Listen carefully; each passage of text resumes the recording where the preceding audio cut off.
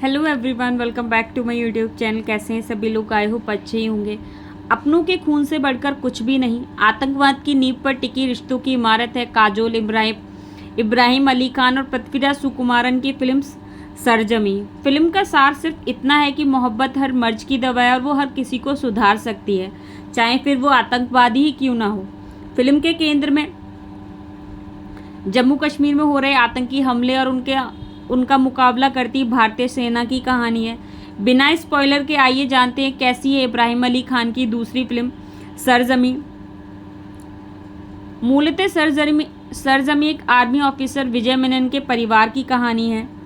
विजय मेनन का रोल यहाँ पर पृथ्वीराज सुकुमारन निभा रहे हैं, जिसमें उसकी पत्नी मेहर और उसका एक 15 से या फिर 16 साल का बेटा अरहन है, जो कि हकलाता है। बेटा हरमन का रोल यहाँ पर इब्राहिम अली खान निभा रहे हैं और मेहर का रोल यहाँ पर काजोल निभा रही हैं। हर फौजी पिता की तरह विजय भी चाहता है कि उसका बेटा हरमन फौज में शामिल हो और उससे भी बड़ा और तेज तर्रार आर्मी ऑफिसर बने, लेकिन उसका बेटा अपने पिता की उम्मीदों से बिल्कुल उलट है। वो हकलाता है और उसे अपने पर भरोसा ही नहीं है। वो स्कूल में दोस्तों से पिटकर वापस आ जाता है। यही वजह है कि विजय अपने बेटे को कमज़ोर मानता है और उससे ढंग से बात तक नहीं करता है। पिता के इसी रवैये के चलते हरमन को अपने पिता से काफ़ी डर भी लगता है, जो कि डर आगे चलकर नफरत का रूप भी ले सकता है। पिता पुत्र के रिश्ते की इस डोरी को अगर कोई मजबूती से बांधे है तो वो है मेहर, जो अक्सर विजय को हरमन से साथ शालीनता से पेश आने को कहती रहती है। फिर अचानक कुछ ऐसा होता है जो कि इस पूरे परिवार की दिशा और दशा बदल कर रख देता है।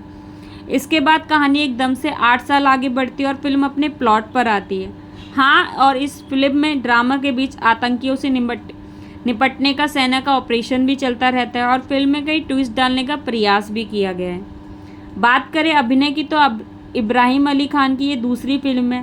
पहली फिल्म नादानिया में लवर बॉय बने इब्राहिम इस बार बिल्कुल अलग अंदाज में नजर आए हैं, जहाँ वो कुछ हद तक बेहतर भी हुए हैं। आतंकवादी के किरदार में खुद को मजबूत दिखाने के लिए इब्राहिम ने शारीरिक मेहनत भी की और बॉडी भी बनाई है, जो उन्होंने फिल्म में दिखाई भी भरपूर है। हालांकि उनकी आवाज़ में भारी भड़कम डायलॉग्स में वो भारीपन नहीं आ पाता है जो होना चाहिए। कई सीन में वो काफ़ी हद तक कश्मीरी लगे हैं। सरजमी के किरदार के जरिए इब्राहिम ने अपनी डाइवर्सिटी भी दिखाई है और इब्राहिम को एक अच्छी लव स्टोरी की तरफ वापस लौटना चाहिए। काजोल कुछ नई नहीं लगी हैं, वह पहले भी इसी तरीके किरदार कर चुकी हैं जिनमें वो माँ रह भी चुकी हैं। माँ की ममता वाले कई सीन में काजोल हाल ही में आई माँ फिल्म की याद भी दिला जाती हैं। अधिकतर सीन में काजोल के एक्सप्रेशन वही पुराने घिसे पिटे मालूम पड़ते हैं। बात करें पृथ्वीराज सुकुमारन की तो उन्हें जैसा काम मिला था वैसा ही बखूबी किया भी है। वो एक सख्त आर्मी ऑफिसर भी लगे हैं और उनकी डायलॉग डिलीवरी भी काफ़ी बढ़िया है। फिल्म में बोमन ईरानी सिर्फ कुछ सीन के लिए हैं, बाकी कलाकारों ने अपने किरदार के साथ इंसाफ भी किया है। निर्देशन की बात करें तो सरजमी से बोमन ईरानी के बेटे कायोज ईरानी ने डायरेक्शन की दुनिया में कदम रखा है। पहली फिल्म में कायोज कुछ खास प्रभावित नहीं कर पाते हैं और कुछ सीन ऐसे हैं जिन्हें देखकर ऐसा लगता है कि इन्हें और बेहतर ढंग से फिल्माया जा सकता था। उम्मीद है कि अपनी आगे की फिल्मों में कायोज मेहनत के साथ वापसी भी करेंगे। फिल्म का संगीत भी कुछ खास नहीं है और कोई भी गाने ऐसे नहीं हैं जिन्हें आप याद रख सकें। सिर्फ बी प्राक की आवाज़ में चरखा सुनने में अच्छा लगता है। कमज़ोर कड़ियाँ क्या हैं वो भी आपको बता देते हैं। सरजमी की सबसे कमज़ोर कड़ी है फिल्म की कहानी। पूरी फिल्म में कुछ भी नया नहीं है और कुछ भी ऐसा नहीं है जो पहले ना देखा गया हो।